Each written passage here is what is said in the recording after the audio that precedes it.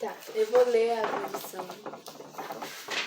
Na terra, Deus viveu um homem chamado Jó. Ele era justo, pois obedecia a Deus e se esforçava para nunca praticar o mal. Se vocês continuarem lendo ali mais pra frente, vocês vão ver que Satanás e Deus conversam, batem um papo.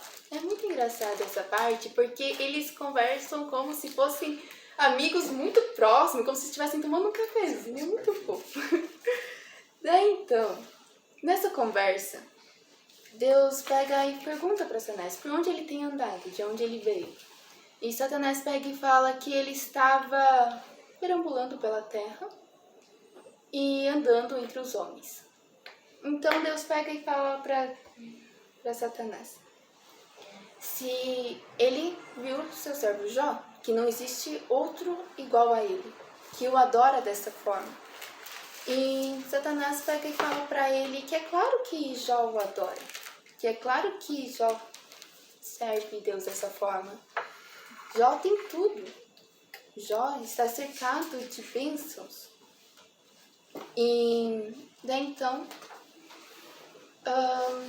Deus permite que Satanás destrua as riquezas e os bens de Jó. Né? Que daí, então, começando as desgraças de Jó. Começou tudo junto, tudo no mesmo dia. Surge um empregado e fala que os ladrões atacaram eles e matou os empregados e roubou o gado.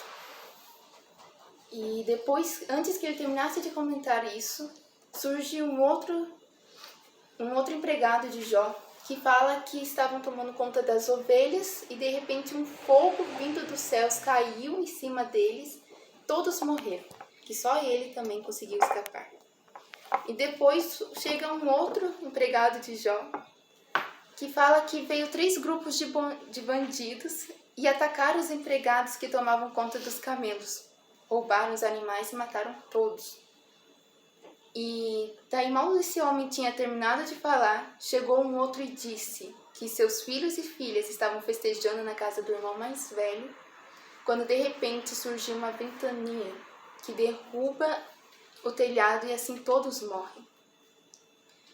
E Satanás queria que Jó xingasse Deus, falasse: Deus, por quê? Porque você está me castigando dessa forma, e começasse a falar mal de Deus, que amaldiçoasse a Deus. Mas foi muito pelo contrário.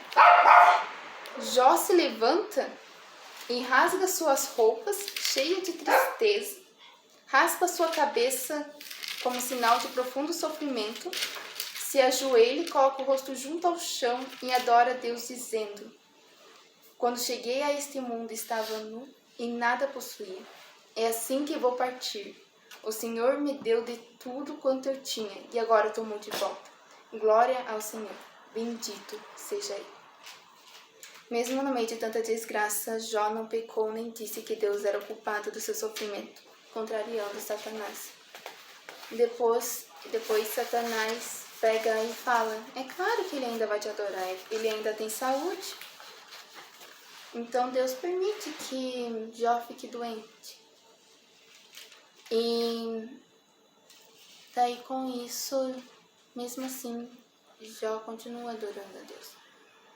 Independente de todo o sofrimento que Jó passou mais pra frente, de tudo que aconteceu na vida dele, dos amigos dele, de todos os amigos dele, dos 3, ele faz Bildad e Zofar terem falado tantas coisas para ele. Eles apresentaram um Deus que sempre tinha um motivo para,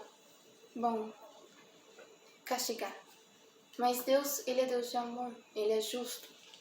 E todos os amigos de Jó falaram que ele tinha um pecado horrível, que ele tinha pecado contra Deus, que tudo isso que ele estava vendo era por um motivo, que era por causa do pecado dele.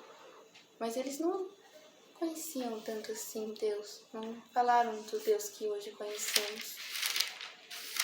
E daí Jó, antes, para o povo, ele era um guia para mostrar o caminho. um rei que comandava os exércitos, um chefe que organizava e um amigo para consolar os tristes. Deus quebrou o orgulho e a honra de Jó. E agora Jó se tornou um motivo de zombaria e brincadeiras malvadas para todos eles. Ele sempre dizia que ele era inocente, que ele era um homem puro e que não cometeu pecado. Que Deus passou a vida de Jó numa peneira fina até encontrar algum pequeno erro e acusá-lo como seu inimigo. Só que mais pra frente um amigo, não era bem um amigo de Jó, alguma coisa assim, Eliú, disse que Deus não é obrigado a fazer as coisas boas para a gente.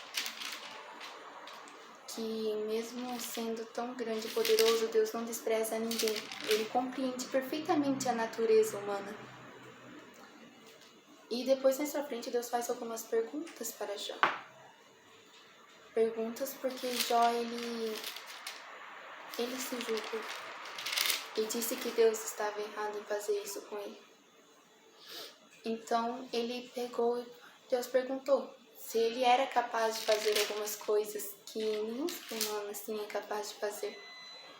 E Jó responde que agora ele compreende que o Senhor pode fazer tudo o que ele quiser, que ninguém pode impedir o Senhor de realizar seus planos.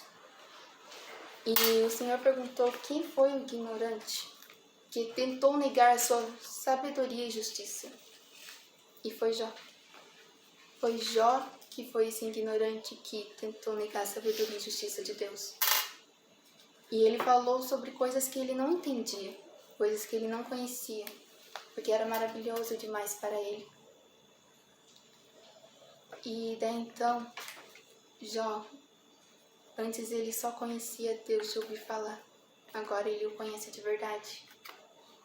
E mais pra frente, Deus ele devolve tudo em dobro para Jó. Todas as coisas que Jó tinha, ele devolveu em dobro. Ele era muito rico.